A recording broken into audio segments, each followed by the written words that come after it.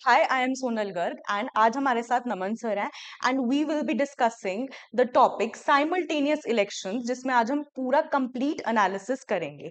See, simultaneous elections अभी recently में बहुत ज़्यादा न्यूज़ में है क्योंकि एक बहुत हाई लेवल कमिटी है अंडर द रामनाथ कोविंद जी जिसने सरकार को ये सजेस्ट किया है कि आप साइमल्टेनियस का मतलब होता है इकट्ठे साथ में आप इलेक्शंस करवाएं of the parliament and the state assemblies जो कि अभी के लिए पहला स्टेप होगा और उसके बाद with in 100 days of the general election आप इसी को कैरी फॉरवर्ड करें फॉर पंचायत एज वेल। और ये नई बात नहीं है हमारी कंट्री के लिए बिकॉज 1951 में भी ये साइमल्टेनियस इलेक्शंस जो हैं वो कंडक्ट किए गए थे।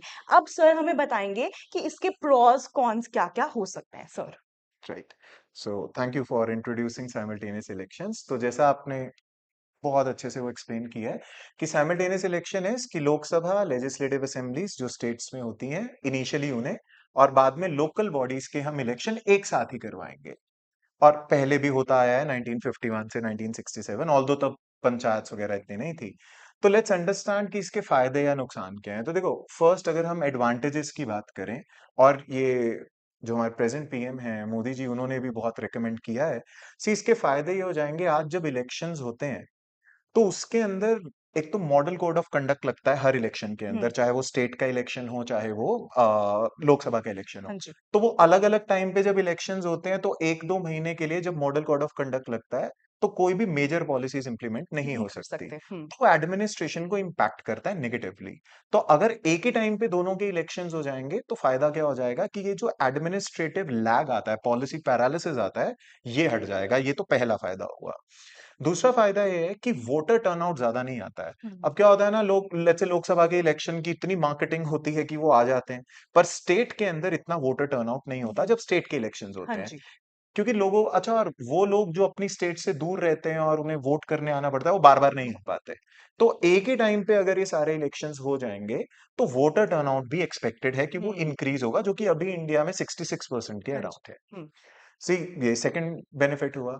तीसरा, आप देखिए सिक्योरिटी पर्सोनल्स पूरे ही, सी ऐसा कहा जाता है कि इंडिया पूरे टाइम इलेक्शन मोड में ही रहता है। हाँ जी। तो आप देखिए, अगर आप प्रेजेंट गवर्नमेंट की भी बात करें, पहले वो लोकसभा के इलेक्शन के लिए रहते हैं, फिर किसी ना किसी स्टेट में इलेक्शन हो जाते हैं तो वहां चले जाते हैं कैंपेनिंग करने।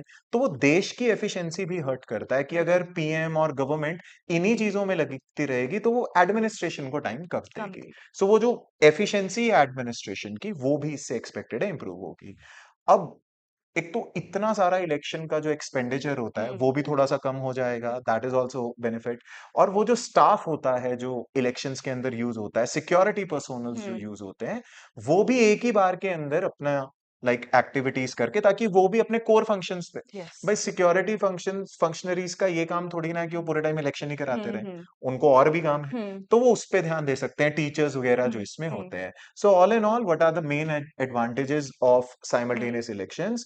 Reduce expenditure, reduce policy paralysis, which is due to model code of conduct, yes. better use of manpower of security personnel and the हाँ जी। staff, then वोटर टर्नआउट इससे इंक्रीज हो सकता है, बिल्कुल। बिकॉज एक ही टाइम पे elections होंगे तो थोड़ा फायदा होगा। सो बिल्कुल। These are all the and administrative या efficiency. But now let's come to the big problem, that is the issues in it. Issues.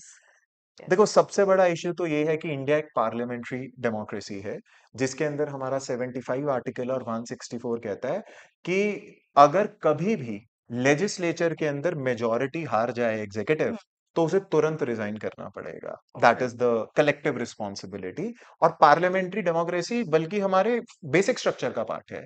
तो अगर आप ये कर देते हो कि हमें एक ही साथ इलेक्शंस करवाने हैं, इमेजिन अ सिचुएशन, आपने आज कराए इलेक्शंस हरियाणा के, इंडिया के, लाइक दैट, और आप देखिए 2 महीने बाद हरियाणा के अंदर सीएम की मेजोरिटी चली गई।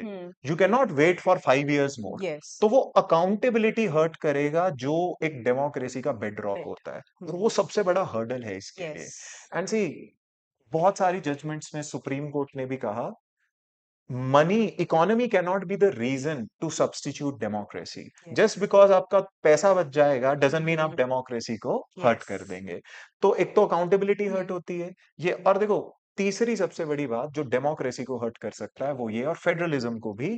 सी, नेशनल पार्टीज और रीजनल पार्टीज जब एक साथ इलेक्शन लड़ेंगी, ऐसा हो सकता है कि सारे मुद्दे नेशनली हाईजैक कर जाए।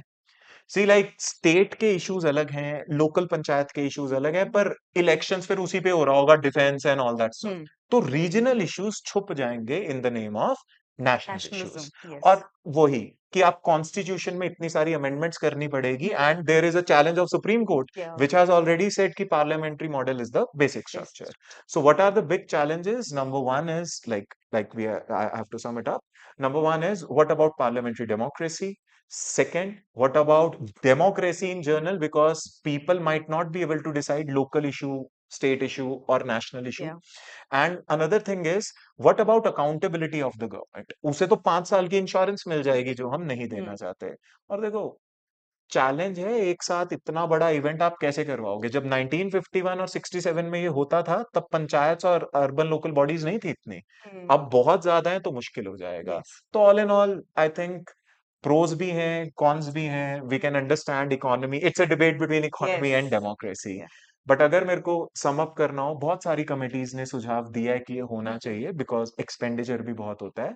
तो अगर इंडिया को करना है तो देखो, जल्दबाजी में नहीं, हम्म। बकायदा पार्लियामेंट में डिबेट हो, कॉन्स्टिट्यूशनल अमेंडमेंट्स आपको लानी पड़ेगी ताकि सुप्रीम कोर्ट या का चैलेंज ना हो। Yes. And even awareness campaign for people also, आजकल तो ऑनलाइन व्यूज ले सकते हो आप, यस। ताकि जनता को भी समझ आए कि क्या यस। हो रहा है। ऐसा ना हो कि आप एक रिफॉर्म कर दें और डेमोक्रेसी यस। पूरा स्लॉटर हो जाए यस। उधर। सो if simultaneous election government wants to introduce in terms of economy and all, hmm. it should not be done in hurry. There should be political consensus, parliamentary debates, public awareness, constitutional amendment, and then we can do it. But all in all, it's a good reform to या have. और chances है, एक बार ये mains में आ भी चुका है, हम्म। तो chances हैं कि मे बी दोबारा अब न्यूज में है, तो it can be as it's like that. So as we discussed कि ये जो टॉपिक है ये बहुत ज्यादा इंपॉर्टेंट है आपके एग्जाम के लिए। तो ऑल इन ऑल जितना मैं समझ पाई हूँ, साइमल्टेनियस इलेक्शंस अभी जो देश इसकी तरफ देख रहा है, उसका मेजर रोल है कि इलेक्शन फिटीक, उसकी थकावट और पब्लिक एक्सपेंडिचर को बचाना। लेकिन साथ ही साथ हमारी बेसिक स्ट्रक्चर, अकाउंटेबिलिटी जैसे हमारे पिलर्स ऑफ द कंट्री पे बहुत ज्यादा प्रॉब्लम आ सकती है। इसीलिए बहुत ध्यान से एक बैलेंस पर्सपेक्टिव लेके, पब्लिक ओपिनियन लेकर, फेडरलिज्म, इन सबको ध्यान में रखते हुए हमें आगे बढ़ना होगा। And for learning such content please follow us. Thank you so much. Thank you.